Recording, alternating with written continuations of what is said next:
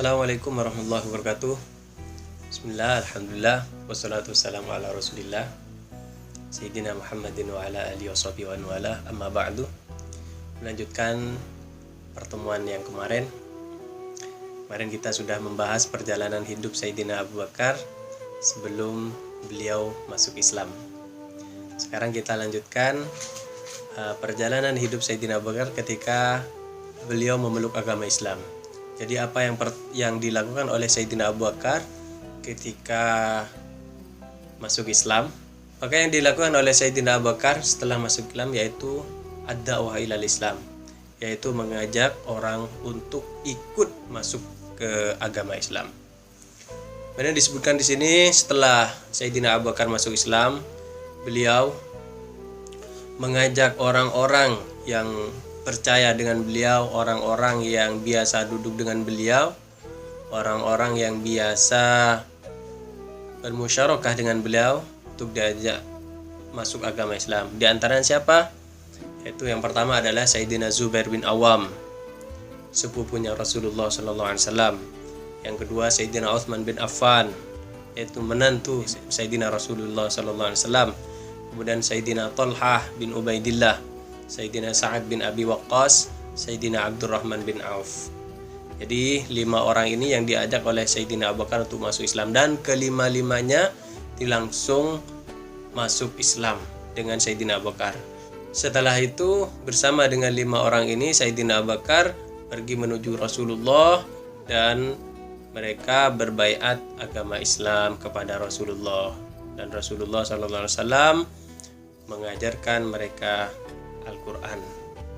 Setelah itu Sayyidina Abu Bakar kemudian mengajak siapa lagi, yaitu Sayyidina Utsman bin Maz'un, Abi Ubaidah bin Jarrah, dan Abi Salamah bin Abdul Asad, dan Sayyidina Arqam bin Abil Arqam, dan semuanya masuk Islam. Alhamdulillah.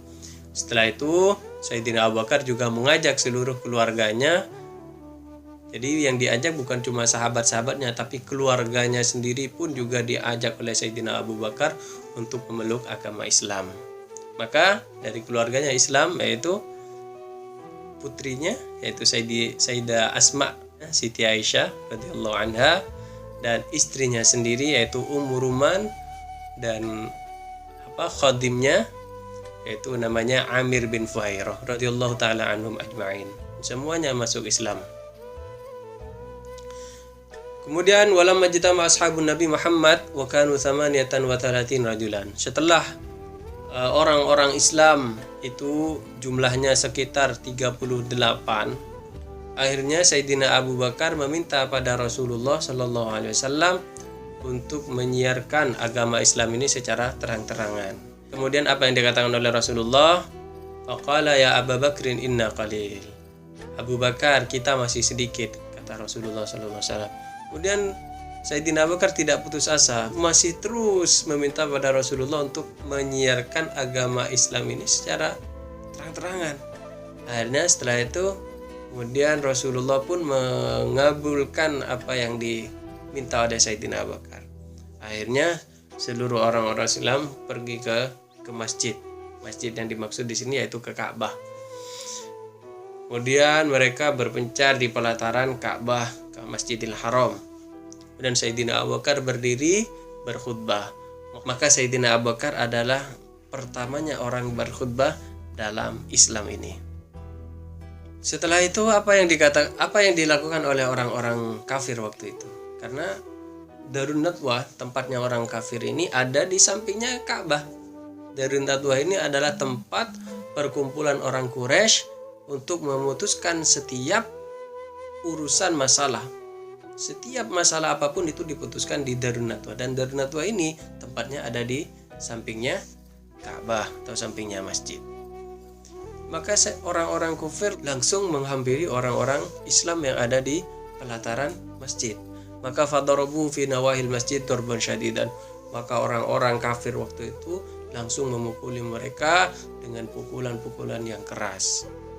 Tidak luput pula yaitu Sayyidina Abu Bakar dipukul, diinjak-injak, disiksa oleh orang-orang kafir. Semua orang muslim yang ada di waktu itu menerima siksaan dari orang-orang kafir ini secara secara kejam.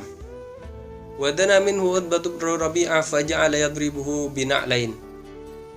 Maka Utbah bin Rabi'ah, itu pemimpinnya orang Quraisy, orang kafir waktu itu, memukul Sayyidina Abu Bakar dengan dua sandalnya. Memukul wajahnya Sayyidina Abu Bakar, seluruh badannya dipukul oleh Utbah bin Rabi'ah ini.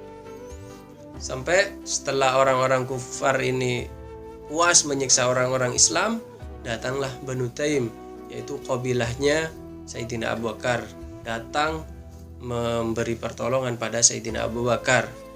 Maka pergilah orang-orang kafir itu setelah menyiksa orang-orang Islam. Maka Banu Taim ini membawa Sayyidina Abu Bakar menuju ke rumahnya dalam keadaan Sayyidina Abu Bakar sedang terluka parah. Sampai dikira Sayyidina Abu Bakar ini saking dari parahnya luka yang diterima oleh Sayyidina Abu Bakar dari pukulan-pukulan orang kafir, sampai dikira ini Sayyidina Abu Bakar sudah meninggal. Kemudian thumma raja'at Banu Taim fadakhalul masjid wa qalu. Kemudian setelah membawa Sayyidina Abu Bakar ke rumahnya, kemudian kabilah Bani Taim ini kembali ke masjid dan mereka berkata, Wallahi la in mata Abu Bakrin la naqtulanna Utbah bin Rabi'ah. Demi Allah, kalau sampai Sayyidina Abu Bakar ini mati, maka kami akan membunuh Utbah bin Rabi'ah. Kata Banu Taim kabilahnya Sayyidina Abu Bakar. Akhirnya takutlah Utbah bin Rabi'ah seketika itu. Maka kemudian setelah itu faraja'u ila Abi Bakrin. Kemudian mereka kembali lagi kepada Sayyidina Abu Bakar. Faja'ala Abu Quhafah wa Banu Taim yukallimuna Abu Bakrin hatta ajab. Ketika Sayyidina Abu Bakar tidak sadar, maka bapaknya Sayyidina Abu Bakar yang bernama Abu Quhafah dan Banu Taim kemudian memanggil terus Sayyidina Abu Bakar, dipanggil terus sampai akhirnya Sayyidina Abu Bakar menjawab panggilan mereka. Sampai Sayyidina Abu Bakar tersadar. Maka apa yang dikatakan Sayyidina Abu Bakar ketika sadar? Sayyidina Abu Bakar tidak mengkhawatirkan luka yang ada pada dirinya. Apa yang sungguh indah kalimat yang dikatakan oleh Sayyidina Abu Bakar. Ma fa'ala Rasulullah. Sayyidina Abu Bakar yang dikhawatirkan pertama kali ini adalah Rasulullah sallallahu alaihi wasallam, bukan dirinya sendiri, bukan keluarganya, melainkan sahabat dan seorang nabi dan seorang yang sangat dicintainya, yaitu Sayyidina Rasulullah sallallahu alaihi wasallam. Takut terjadi apa-apa dengan Rasulullah sallallahu alaihi wasallam, akan siksaan orang-orang kafir yang terjadi di Masjidil Haram. Maka setelah Sayyidina Abu Bakar radhiyallahu anhu bersadar, orang-orang di sampingnya mengatakan pada ibunya, yaitu Ummul Khair, berilah dia makanan dan minuman sampai badannya kembali pulih, kata mereka. Maka setelah orang-orang di sampingnya pergi dari Sayyidina Abu Bakar, Sayyidina Abu Bakar memanggil ibunya, yaitu Ummul Khair. Ya Ummi, wahai ibuku, apa yang dilakukan oleh Rasulullah sallallahu alaihi wasallam? Kemudian ibunya menjawab, Wallahi ma li ilmun bi sahibik. Saya tidak tahu tentang keadaan sahabatmu, yaitu Rasulullah sallallahu alaihi wasallam. Kemudian Sayyidina Abu Bakar meminta ibunya untuk pergi kepada Ummu Jamil bin Khattab, namanya Fatimah bintil Khattab. Kemudian Sayyidina Abu Bakar meminta ibunya untuk bertanya kepada Ummu Jamil perihal keadaannya Rasulullah sallallahu alaihi wasallam. Kemudian ibunya Sayyidina Abu Bakar keluar pergi ke Ummu Jamil. Waktu itu Ummu Jamil ini masih merahasiakan keislamannya dari orang-orang. Kemudian setelah ibunya Sayyidina Abu Bakar ketemu dengan Ummu Jamil, bertanya perihal Rasulullah. Dan Ummu Jamil juga tidak tahu keadaan Rasulullah, apakah beliau dalam keadaan baik-baik saja atau tidak. Namun kata Ummu Jamil, apabila kamu ingin mengetahui tentang keadaan Rasulullah, saya akan pergi ke Rasulullah dan melihat keadaannya. Kemudian Ummu Jamil dan ibunya Sayyidina Abu Bakar bersama-sama pergi ke Rasulullah SAW yang waktu itu ada di rumahnya Sayyidina Al-Arqam bin Abil Arqam.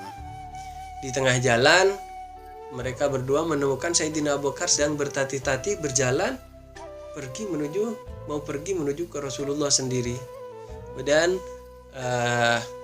Sayyidina Abu Bakar dipapah oleh ibunya yaitu Ummul Khair dan Ummu Jamil. Mereka kemudian berangkat bersama-sama pergi menuju ke rumahnya Sayyidina Arqam bin Daril Arqam, di mana di sana Rasulullah dan para sahabat-sahabat sedang istirahat. Kemudian setelah itu akhirnya sampailah di rumah Arqam bin Daril Arqam. Akhirnya Ummu Jamil dan Sayyidina Abu Bakar masuk ke dalam rumah dan bertemu dengan Rasulullah SAW. Ternyata di sana Rasulullah sedang dalam keadaan baik-baik saja. Kemudian setelah itu Sayyidina Abu Bakar sangat bahagia melihat keadaan Rasulullah yang baik-baik saja. Setelah itu Sayyidina Abu Bakar meminta pada Rasulullah untuk mendoakan ibunya agar masuk Islam. Dan Rasulullah mendoakan ibunya Sayyidina Abu Bakar. Akhirnya setelah itu ibunya Sayyidina Abu Bakar memeluk agama Islam. Wallahu a'lam. Itulah sedikit cerita ketika Sayyidina Abu Bakar masuk ke agama Islam. Jadi Sayyidina Abu Bakar tidak berdiam diri, tapi melainkan Sayyidina Abu Bakar langsung berdakwah, mengajak orang untuk memeluk agama Islam. Akhiran, wassalamualaikum warahmatullahi wabarakatuh.